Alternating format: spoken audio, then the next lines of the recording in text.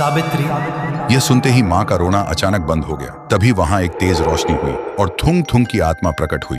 माँ को यह नजारा देखकर यकीन ही नहीं हो रहा था। थुंग थुंग की आत्मा फिर बोला, सावित्री, उस गुड़िया में एक भटकती आत्मा है। अमावस्या की रात उसे अगर शमशान की चिता में जला दो तभी हमारी बच्ची वापस आएगी, लेकिन याद रखना वो तुम्हें अपने जाल में फंसाएगी।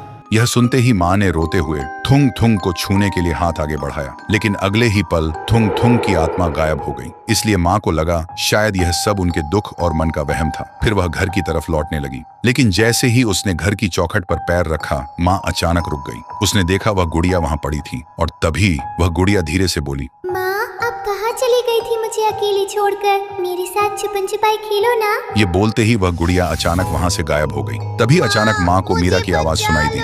सुनते ही माँ का दिल जोर जोर से धड़कने लगा और वह आवाज का पीछा करते हुए मीरा के कमरे में पहुंच गई, लेकिन वहां वह शैतानी गुड़िया बैठी थी। तभी वह गुड़िया जोर जोर से हंसने लगी और अगले ही पल गायब हो गई। और फिर एक बार मीरा की आवाज गूंजी। पूरा दिन माँ बस मीरा की आवाज के पीछे दौड़ती रही, कभी इस कमरे में तो कभी उस कमरे में, लेकिन हर जगह उन्हें बस वही गुड़िया दिखाई दी। माँ अब पूरी तरह थक चुकी थी। तभी गुड़िया हंसते हुए मीरा की आवाज में बोली, मुझे ढूंढ तो सकती हो, लेकिन मुझे छीन नहीं सकती। ये सुनते ही माँ रो पड़ी और बोली, बंद कर बेटी, माँ को और कितना सताएगी। फिर धीरे धीरे रात हो गई और उस रात अमावस्या थी।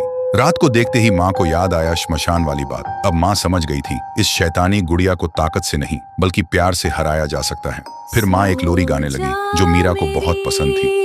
नन्ही सी जान।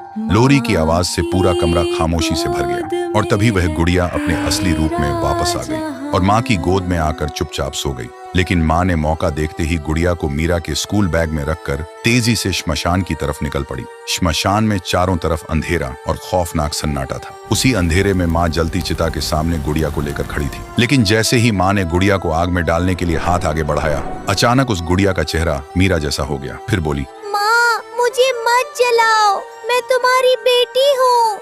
सुनते ही माँ के हाथ कांपने लगे और उसकी आंखों से आंसू बहने लगे। माँ पीछे हटने ही वाली थी, लेकिन तभी माँ को अपने मरे हुए पति की बात याद आई। वो तुम्हें अपने जाल में फंसाएगी। तभी माँ ने आंखें बंद की और जोर से चीख कर बोली, तू मेरी बेटी नहीं है। और उसने बिना सोचे गुड़िया को चिता की आग में फेंक दिया। आग लगते ही गुड़िया से एक भयानक चीख निकली जैसे कोई जिंदा जल रहा हो, और देखते ही देखते गुड़िया धीरे धीरे राख में बदल गई। माँ वहां से रोते हुए भागती हुई सीधा अपने घर आई। घर आते ही उन्होंने देखा मीरा दरवाजे के पास खड़ी है। ये देखते ही माँ की जान में जान आई और वह वहीं गिर के फूट फूट कर रो पड़ी। मीरा दौड़कर माँ के पास आई और माँ के गले लग गई, और उस दिन के बाद से उनके घर में फिर कभी कोई अंधेरा नहीं आया। अब सब कुछ ठीक हो चुका था।